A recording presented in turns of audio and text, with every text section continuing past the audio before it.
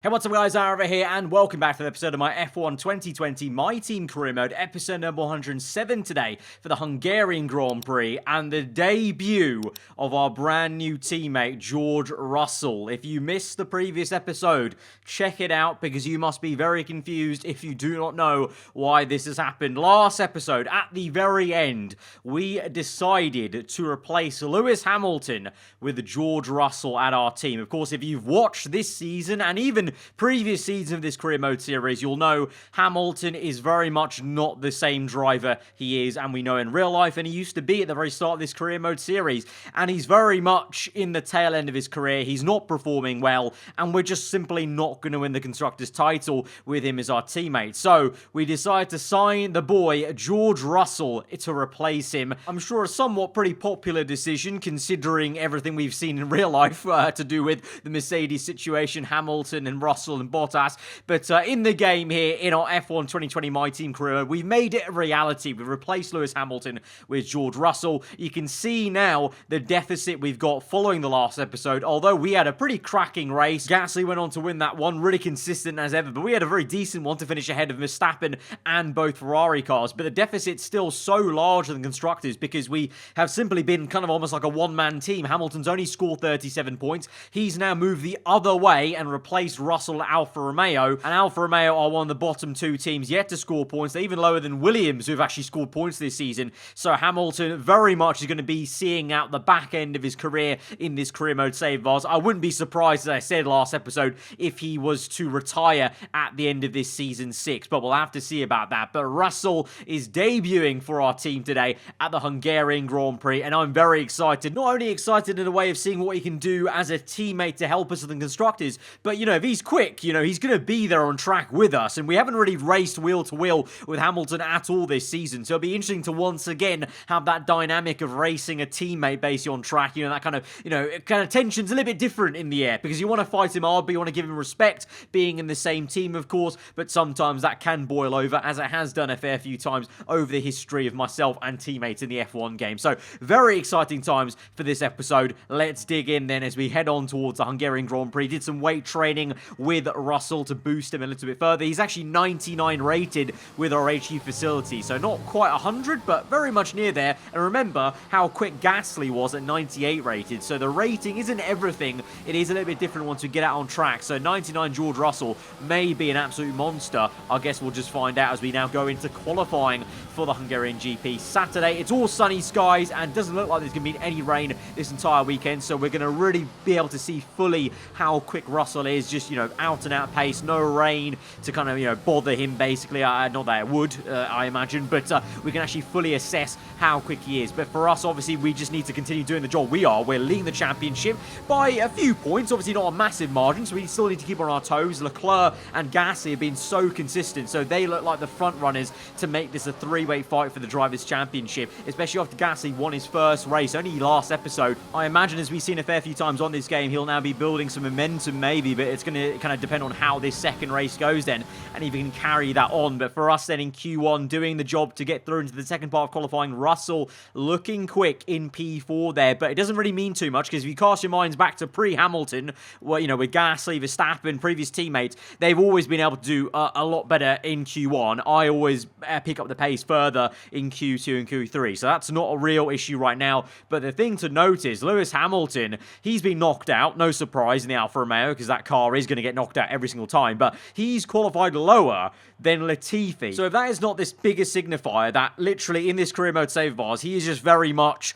on his last stretch. Like, as I said, it'll be a shock to me that if he doesn't retire at the end of the season. I'm actually shocked that he hasn't retired already in our career mode, because I know from some of you guys messaging me on Twitter and whatnot that Hamilton in your career modes has retired earlier than season 6. It's a miracle that he's actually carried on this long in our career mode save, but he's very much on the kind of last stint of his career. He's kind of past it essentially in this save of ours, and he's qualified last place, stone dead last in the Alfa Romeo, being beaten by Latifi by a few tenths. So that just kind of shows yeah, the change was needed. We needed to do something because we weren't going to win. We aren't going to be able to challenge for the constructors with him in our car. So we move through into Q2 then, and this is where we'll fully see now what the true pecking order is with Russell in our car and the others, of course. Hungary, very high downforce circuit. So it'll be interesting to see how that goes because Racing Point really didn't like Silverstone with the high downforce. Seems like that's the one area they're lacking in this season is aero, so they seem to be dropping off massively in pace when we get to circuits that require some more of it. And equally the other way around, maybe Red Bull could improve a little bit. They've been very poor ever since that win. That seems so long ago now for Carlos Sainz, but to be fair, at Silverstone they weren't quick either, so it looks like the Red Bull car just really has dropped off a lot of pace, and everyone else, including us and, you know, the teams around us, we've just R&D upgraded Red Bull essentially. But our lap then, P5 at the end of Q2, it's good enough to get it through into Q3, but the really important thing to look at is Russell in P7. He is the only man who has qualified in the top 10 shootout on the medium tyres. Now, you can clearly see how close I was to the drop edge, so I actually wouldn't have made it through if I tried to qualify and did that similar sort of lap on medium tyres. So I had to go on softs. I wasn't confident from the get-go we could make it through on mediums because the fuel spread is so small that a mere 1/10 can cost you that top 10 shootout spot. So I didn't want to risk it, but Russell has risked it, and he's the only one that's done that and made it through. So what an impression he's maybe making by going a different way. This opens up a different strategy for him maybe tomorrow in the race on Sunday for maybe a one-stop versus. I think most of us will have to do a two surely because of the tyre wear on the soft tyres, and especially so because it'd be more so than any season. This season we've seen the tyre wear has been particularly higher for the soft compounder tyres and really all the tyres really. So I think we will have to, along with everyone else, do a two-stop. So already Russell's maybe got an advantage and is going to be doing very well and making a very good first impression for us in his debut. Leclerc was looking strong as ever in that Q2 session, so I imagine he's going to be strong in trying to vie for pole position, but I think our car has the potential for pole. As I said, more than so any other season, I think this car of ours this time round is feeling the fastest it's ever been. So can we try and go for pole and beat Leclerc to it? We go across the line. Not even Leclerc. We might have to beat George Russell to it because at the moment he is in provisional pole. Norris is in second. We are in third place here. This is very... And he's set another provisional pole. He's gone purple again. So Russell's improved on that second lap. It's all down to us maybe now. Norris has already set his second lap time. And he's in second place. We're still third. We've gone green first sector. Purple second. We've only gained though about a 10th. Will that be enough as we go through the final corner? 2/10 gain. But then we scrub off some speed on the exit unfortunately. Dieret's open across the line. What's it going to be for us? It's going to be P3. So we improve our time, but we do not beat George Russell. But Leclerc, what did I say? Consistent as ever. Look quick in Q2. And he's come out of nowhere right at the end of the session out of the death. And he's taken and stolen pole position from our team. And he is on pole for the Hungarian Grand Prix. But what an impact and what a first qualifying day for George Russell and our team on the front row. Beaten us. It's so fine though. So I'm not that annoyed because it's so close between everyone. I mean, Norris and me also, you know, separated by half a 10th there. P3 to P4. Surprised the Mercedes are down on the third row of the grid. I would have thought they would have done much better around here. But to be fair, it looks like there may have been a few mistakes for some of these guys in qualifying because Giovinazzi's so far off Leclerc. I mean, I know the gap is quite large between those two AI drivers, but still, that's pretty impressive for Leclerc to be 9/10 ahead of his teammate. And then you've got also Stroll, who did so well in Q2. Woeful top 10 shootout here. Down in stone dead last P10 there. 1.7 seconds off pole position. That is a madness of a spread considering how close it was between those same cars in Q2. So a bit of a topsy-turvy one then, I guess, for the bottom half of that top 10 shootout. But for us, I'm happy, even though Russell's beaten us. That's, you know, that's what we need from a teammate. We need him to be right up here with us because, you know, instead of getting knocked out in Q2 like Hamilton was, he's right up here at the sharp end and hopefully he can carry this over and score some good points in the race on Sunday. So, speaking of, let's go to the grids. I am very excited to see how this plans out. It's race day in Budapest as we get ready for another round of the Formula One World Championship. We don't expect too many retirements at this track. There are plenty of current and former drivers with flawless finish rates here. In particular, Ralf Schumacher. He made it across the line in all 10 of his Hungarian Grand Prix starts. 14 corners then for our drivers to navigate at the 2.7-mile Hungaro ring today. It's 6 lefts and 8 rights around a lap here, with average speeds in the region of 120 miles per hour. And joining me once again in the commentary box today is, of course, the former World Endurance Champion, Anthony Davidson. Well, it was a really impressive lap in qualifying to get pole position, but are they going to be able to hold on to the lead into the first corner with so many quick starters around them? One more thing to consider is the strategy element. How far can the drivers push these tyres, and who's going to blink first for fresh rubber? It'll be interesting to see if the leaders have to compromise their plan to cover off the cars behind them.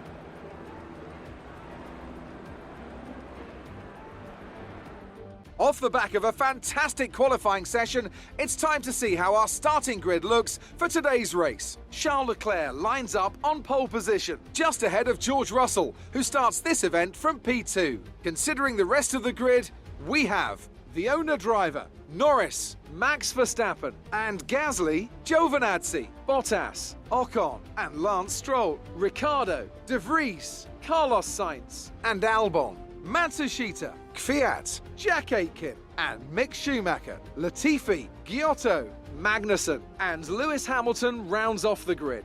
And now it's time to head down to the track. So we're on the second row of the Hungarian Grand Prix grid, and on our right of us we can see our new teammate Russell, and ahead of us one of our championship rivals at the moment, Leclerc, Gasly, the other one behind me, as well as Verstappen. To be fair, it's still, it's still a long way to go in this season, so I'm not going to write out anyone, but those obviously are two main competitors that have been at the sharp end with us consistently for so long throughout this season 6. But in terms of strategy, it's going to be really interesting because, like I said, it is going to be very much a two-stop for everyone. Even the game is recommending me the two-stop because the soft tyre goes so short. But the hard tyre, the thing is, the performance is so poor that for us, is it worth going that long on hards if we can't stretch the soft tyres any longer? And I don't think the softs can even go longer than 6 laps, to be honest. I think 7 laps is so optimistic. But the thing is, with Russell, he was the only man in this top 10 that's qualified on the mediums. So he might have a massive advantage. I mean, what a way to start your first race weekend at a new team like this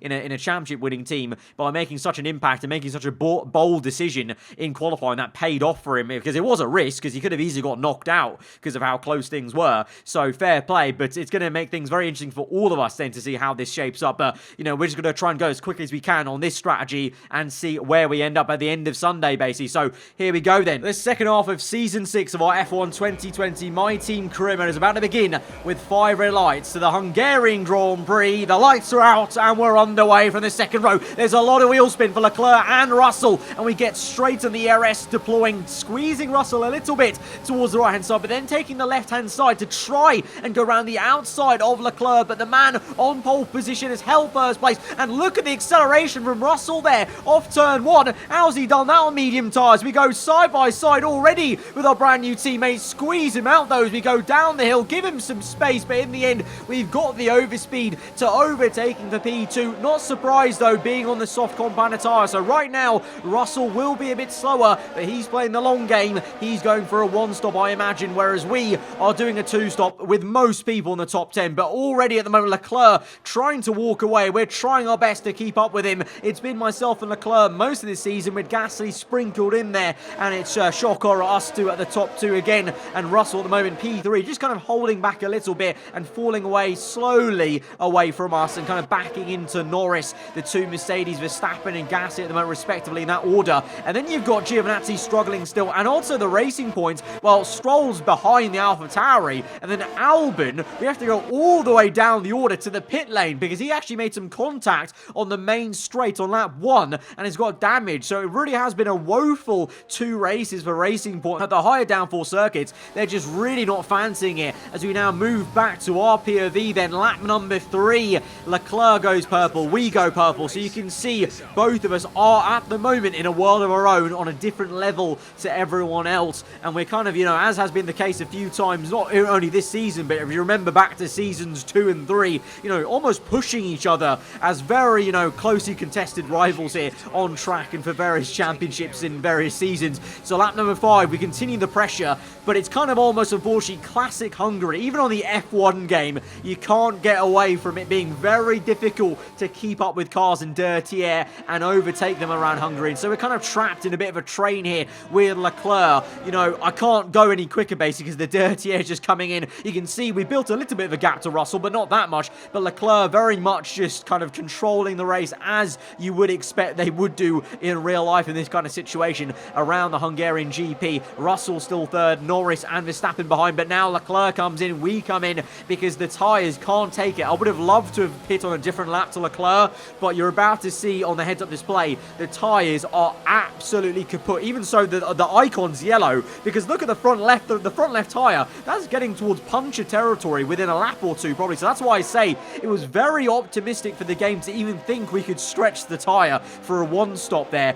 I mean, the tyre wear levels are just so high there, and the tyre is just cooking so much. It's so difficult. So Leclerc's in, I'm in, Norris and Verstappen, all of us in. But we come out very awkwardly. We make some contact with Kvyat. We stuck our nose in, and it was probably a little bit too rash and hurried from us into turn one. And Kvyat squeezed us straight off the road. I thought I could get my nose in. He would maybe give us some room. Wasn't the case. And to be fair, it was his kind of corner, so he squeezes off. But we've already lost now about a second and a bit. And like I said earlier, even on the F1 game, it's a very difficult place to pass around here, the Hungaroring.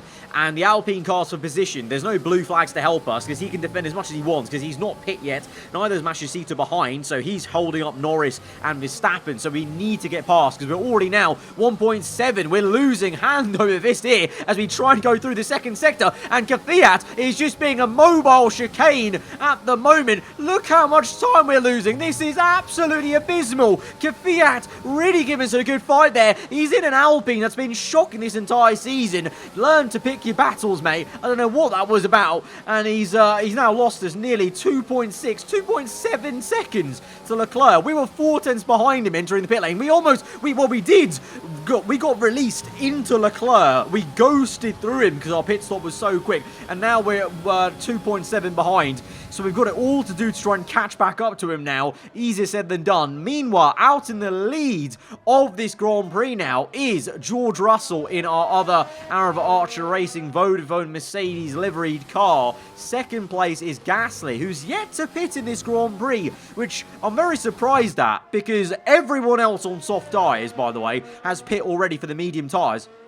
Gasly though, he's stayed out and his pace doesn't seem too bad. He's nursing them. To be fair, we did see last episode at Silverstone, the reason why Gasly came on to win that race was because he protected his tyres a lot better than Giovinazzi did, and especially Leclerc as well. So maybe Gasly, you know, we've known him to be a very good qualifier in this career mode series of ours. Maybe he's becoming a bit of a tyre guru because he comes in now for a set of, I believe you look close enough, hard tyres. So Gasly has nursed his soft tyres to the point where his team, Mercedes, think he can go to the end. So he's, I think, the only person who started on softs who's actually trying that one stop that was suggested in the strategy screen. There we go. But Gasly comes out behind us, but ahead of Norris and Verstappen. So not only has Gasly gone longer on the soft compound of the tyre, the same tyres that were at 60% on lap 5 for me, he's actually had enough pace to overtake and do an overcut strategy on his teammate and Norris as well. So he really has become a bit of a tyre guru in the last 2 episodes, it would seem, Gasly. So fair play. So he's also on a one-stop now. So this makes things very tricky and interesting because you've got George Russell at the moment out in the lead of the Grand Prix, then on a set of medium tyres. Then you've got, I think, 2 Red Bulls and AlphaTauri behind him who are yet to pit as well because they start on mediums like Russell did, but they were outside the top 10. So ironically, Red Bull being knocked out in Q2 might just help them get up the order and jump a few of their cars and rivals in the standings, i.e., you know, AlphaTauri, Racing Point, McLaren, as they're fighting at these days in the championship, kind of surprisingly.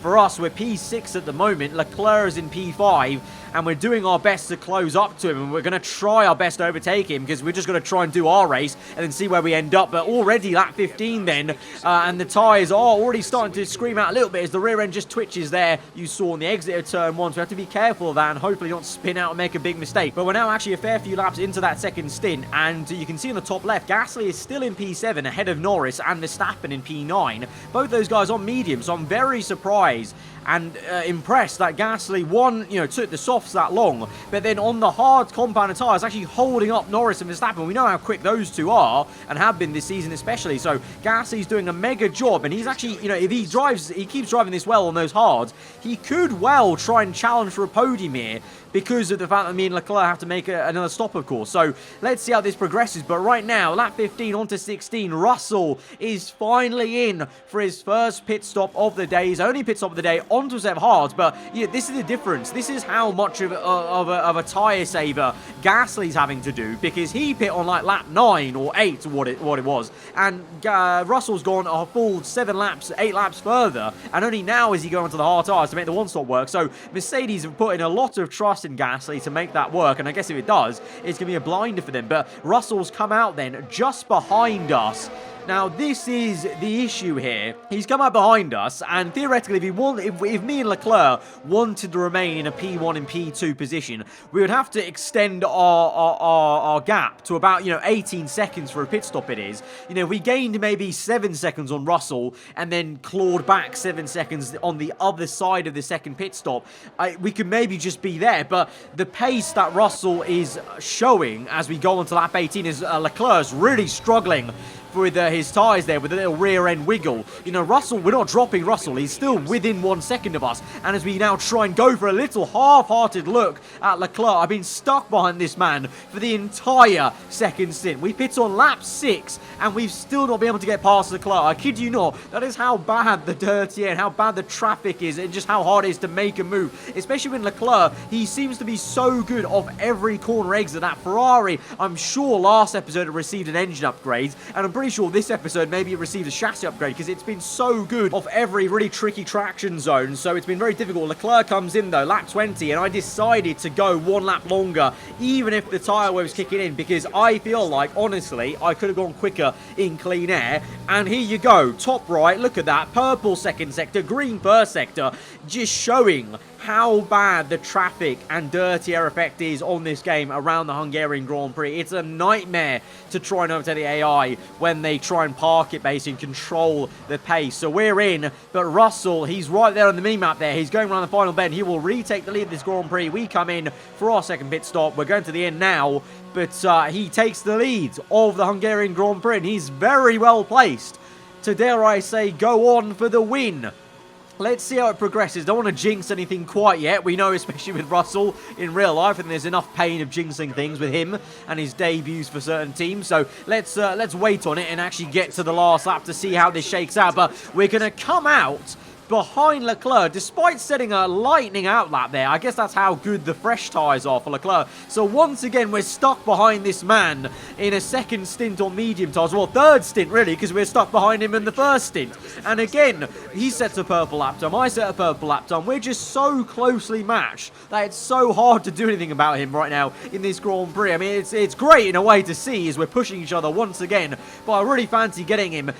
For me now, lap 25, though, this is still very early into this second stint on medium tyres. It's only our 4th lap on these tyres, and we've got the exit to maybe try and make a move now with DRS, ERS deployed. We're going to make the dive down the inside. We are close enough to try and get our nose in there, ride the curb on the inside, but we get a tank slapper because going over the curb really unsettled the rear end of the car, and so Leclerc goes defensive for the next left-hander. Down the hill, though, we find the overspeed. We're finding some momentum. We just can't get the nose in, though, on that what is usually a flat-out right-hander in qualifying. Couldn't quite get it. I tried. I really thought about sticking my nose in there, but that would have been a calamity. That would have ended up in a crash, so we have to live to fight for another day on towards lap 27. But look at that. Leclerc is already having a few twitches on this rear end, so again, Ferrari, and specifically him, are facing some tyre issues in this Grand Prix, like they did at Silverstone just last episode. So let's see, second time now, off the exit of the last corner onto a brand new lap. Can we try and get him this time? We're closing.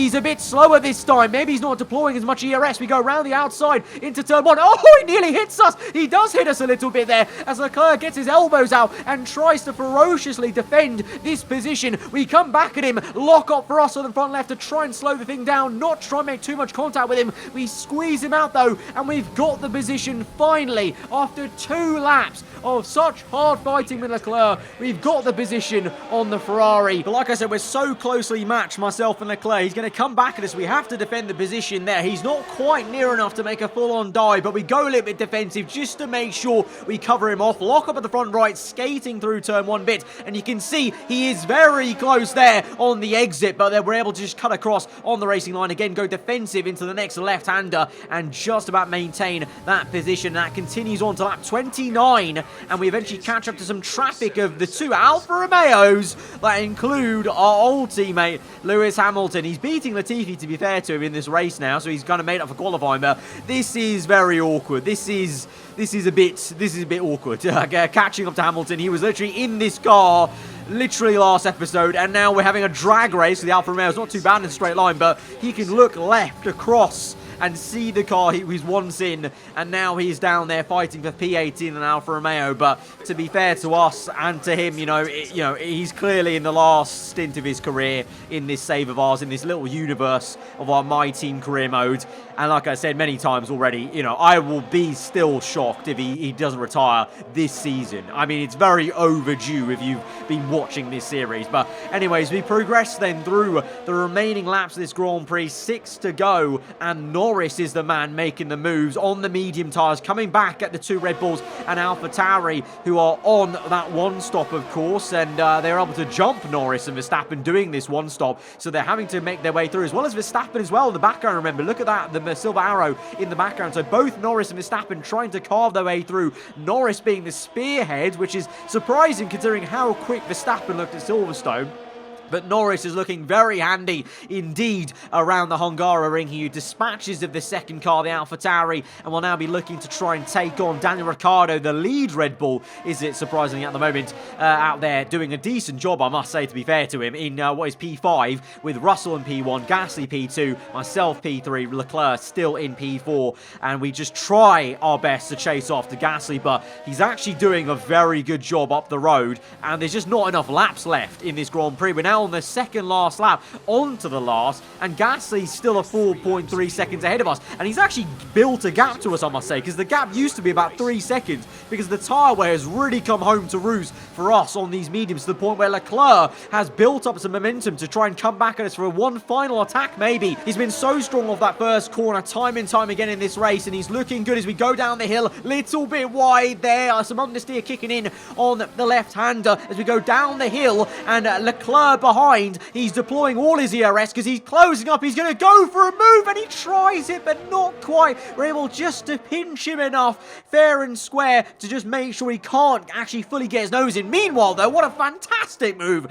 for Norris on the outside, up the crest, the blind left-hander. A blinding move on the last lap to get P5 for the Brit and the McLaren. But the man of the hour is this man. George Russell has come across the line to win on his debut for the team at the Hungarian Grand Prix. Absolutely unbloody believable. He's actually gone and smashed it. He's got a 2nd place in qualifying and then gone on to win the race, his first race in this team. I don't think it's his first win ever in this career mode, by the way, because I think he won a race in the Alfa Romeo at one point, so it might be his 2nd career win of the entire series. But GG's, what a win. I mean, I can't say much else. I mean, fair play to him, fair play. It wasn't always plain sailing today, but a very important win nonetheless. Talk to me, Ant. What was it that set them apart from the competition today? Well, time management probably played quite a large role in the outcome of this one.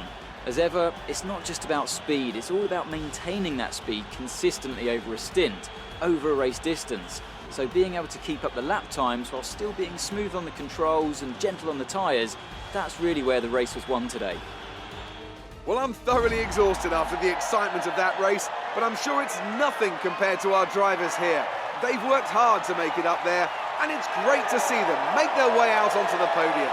Well, there you have it. George Russell wins the Hungarian Grand Prix, and he does it in some style in his first race for our team. This is what we wanted. This is what we needed. We needed a teammate that could go out and get race wins, let alone podiums, and just strong points to try and really take the fight to Ferrari and Mercedes, who are so consistent. You know, you've got Mercedes and Ferrari yet again in the top 5. And actually, at this race, quite nicely, this is a race where one Ferrari did quite badly, and the Mercedes of Verstappen isn't as high as he usually is in P7 there. So we've probably gained a fair amount on Ferrari and Mercedes in the constructors after this race. But Russell wins that. Like I said, I think it's his second win, because I'm pretty sure he won the Azerbaijan Grand Prix. Don't get me wrong. Maybe I am. Let me know in the comments below. I'm pretty sure he has won one race before this. So this may or may not be his first or second career win ever in this career mode of ours on F1 2020. But in the championship then, following that, still a decent third place, our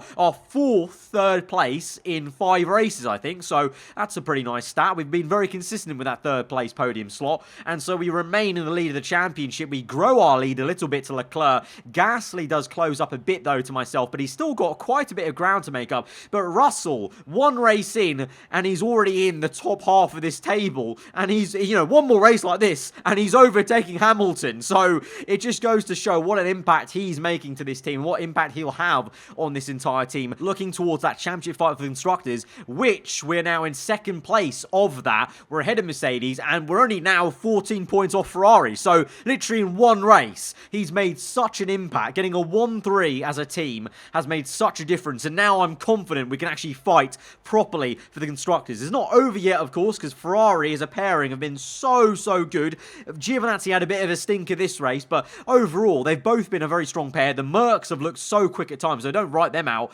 And even Racing Point at the other circuits where downforce is maybe not a factor, they could be a spanner in the works, just take points off everyone, really. So it's by no means over, and there's still a long way to go in this season. But now we can fight with a teammate like George Russell in our team. Absolutely insane. I'm sure a lot of you are going to enjoy seeing him taking that victory in the first race for our team. And if you did, be sure to smash the like button. Let me know what you thought in the comments below. If you are new around here, then do get subscribed for weekly Formula 1 content. I'll see you guys next time. Goodbye.